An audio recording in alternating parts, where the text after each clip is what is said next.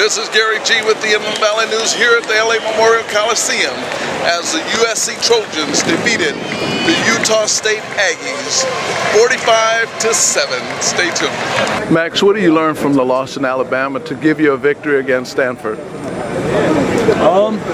We need to put 4 quarters of ball together. That we did a great job starting fast against them, but making sure we're finishing that through all 4 quarters is huge. They're a great opponent, and we'll be ready for the challenge. That happened early to us.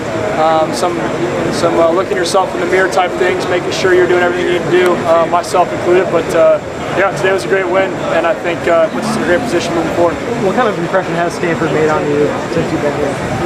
That's a good question. I think you talk about every game's been close, every game's been intense. I guess they got the best of us in the Pac-12 championship, but yeah, played them a bunch. I think you kind of know the mold with them. They're going to run the ball, they're going to be big up front, they're going to be real sound defensively. So just executing is going to be huge for us. Do you have any family members?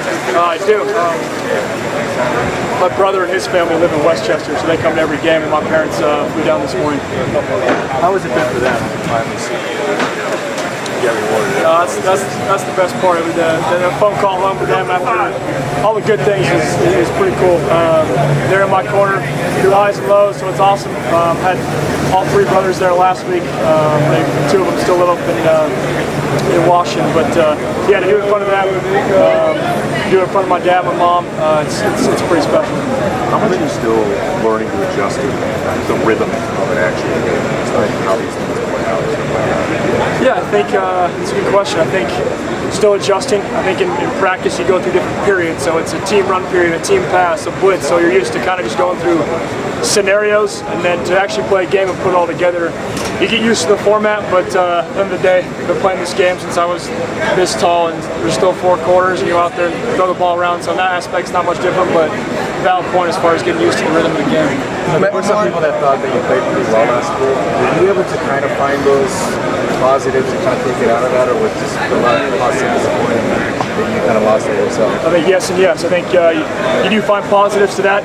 Start out real hot, but then you kind of look later in the game, maybe some missed opportunities down the field, which against a team like that is huge momentum-wise.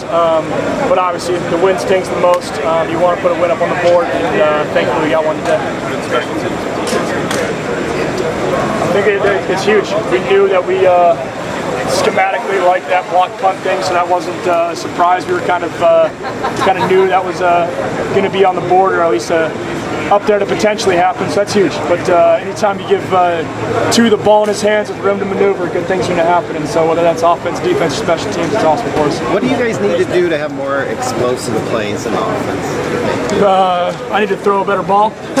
No, I'm just, I think it's one of those things, like the law of averages. You guys are at practice every day. We connect on those all the time.